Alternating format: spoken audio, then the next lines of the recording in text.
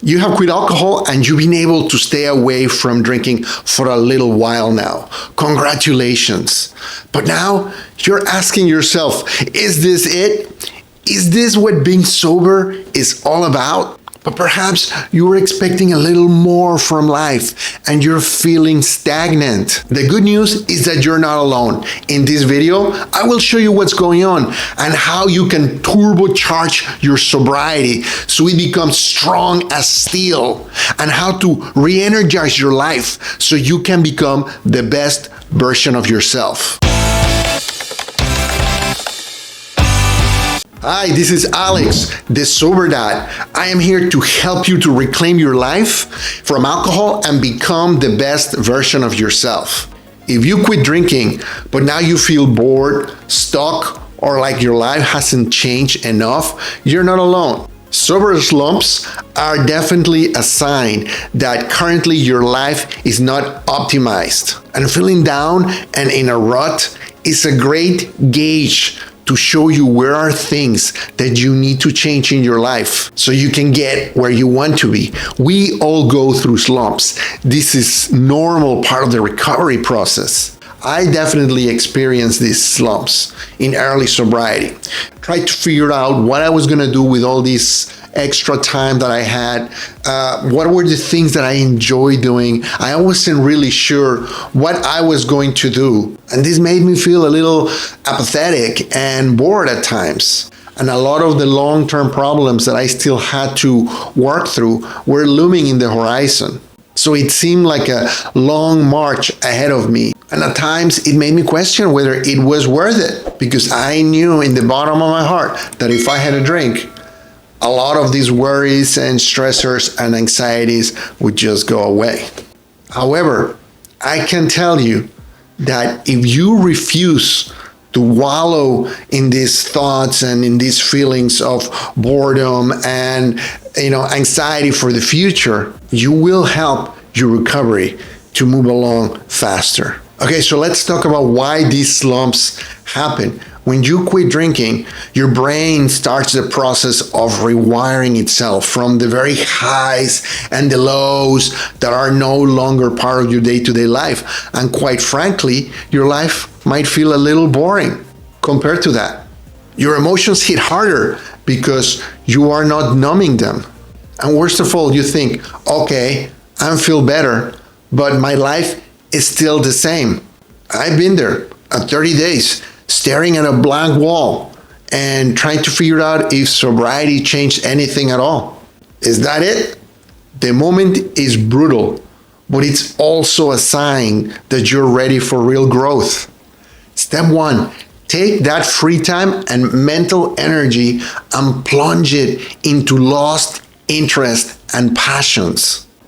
For me, it was building things with my hands, going to the beach, and working in this YouTube channel. When I engaged in these activities, I lost sense of time because I truly enjoy doing these things and connected me with what I thought was important for myself in my life. I challenged myself. I had toyed with this idea of starting this YouTube channel for a very long time, and there was always a reason not to do it. I don't have enough time. I don't know what I'm going to talk about. I don't have all the gear. I don't know how to do videos. All of these things that stopped me. So I took the challenge upon myself and started learning all of these things that I needed in order to create this channel and to start to share the things that I have learned that could help other people with their own sobriety journey. So make a list of 5 things that you truly enjoy doing. If you can't think of that many, think about when you were a little kid and think about what were those things that you enjoy doing. Write them down and pick one of them today and spend 10 minutes working on this. You will be surprised how alive you feel.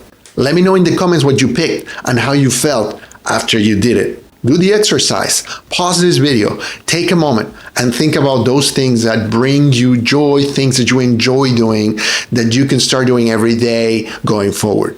Next, use your growing emotional resilience to face the root cause of some of these issues behind the strong feelings so they don't keep popping up. My go-to exercise for this is an emotional map. Write an emotion on a piece of paper and trace the trigger. Ask, why does this keep popping up? I did this when I felt random waves of anxiety, and I found out it was linked to my old job, my feelings of powerlessness and frustration. Once I figured this out, I could work through it by finding ways to make things less anxiety-inducing or by accepting the things I had no power to change. Try this tonight. Pick an emotion that you felt in the last 24 hours and write down what triggers it. It's like therapy that you can do anywhere. It really works. Digging deep can be scary, but that's how you trace a path forward and a way out of these very strong emotions that you've been trying to subdue and push away. Doing this exercise allowed me to understand that a lot of the anxiety that I felt in my life came from very catastrophic type thinking or black and white thinking, which at its core was very distorted. Every time I had a problem, I would always tend to think that the worst would happen. By realizing that I was doing this, I was able to challenge this notion that every problem was going to end up being a catastrophe. Because in reality, that was never the case. And things were never as bad as I thought they would be. So when I was having a problem with a particular project, and I would think that when we had problems that the project would fail, I had to sit down and realize that all these other projects that I have worked on in the past had also had multiple problems, but we had been able to solve them one way or another. And the world was not going to come to an end because of these problems. Now, every time I have an anxiety thought like this, there's like a flag that comes up and says, oh, here is this catastrophic thinking again. I know that every time I feel that way or I think this way, there is a distorted thought at the core of it. So I don't let it take over me anymore, and I engage in activities that lessen my anxiety, such as going for a walk, going to the beach if the weather permits, having fun with my family, with my kids, or calling a friend. Do this tonight and let me know what you come up with. Leave a comment so we all can learn from your experience. And the third step is to give back and find purpose. Shift your focus outwardly. Engage your immediate community. Engage with the people around you. And step outside of your immediate problems and issues that you need to deal with and face. Because at the end of the day, it's not all about us. And when we're dealing with addiction or drugs or any other type of maladaptive behavior, we tend to get into ourselves and think that everything has to do with us.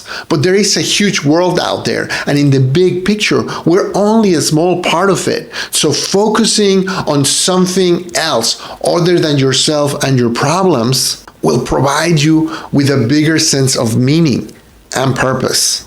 I decided to become a facilitator of my local Smart Recovery group. And I've been doing this for the past few years, every week, where just like I do in this YouTube channel, I am able to share with people the tools and techniques that I've learned, that I have trained on, that can help them to overcome their own obstacles, their own problems. And in doing so, this provides me with great satisfaction and sense of purpose beyond my own worries and my own problems, and try to make a difference, not only in my own life, but in the life of the people around me as well. Here's a challenge for you. Pick up a cause, maybe a cleaning crew in your community or an online support group, and commit 1 hour this week. Think about it. What can you do to help the world around you? And trust me, doing so will have a huge positive effect. We're not alone in this world, and what we do matters. What you do matters.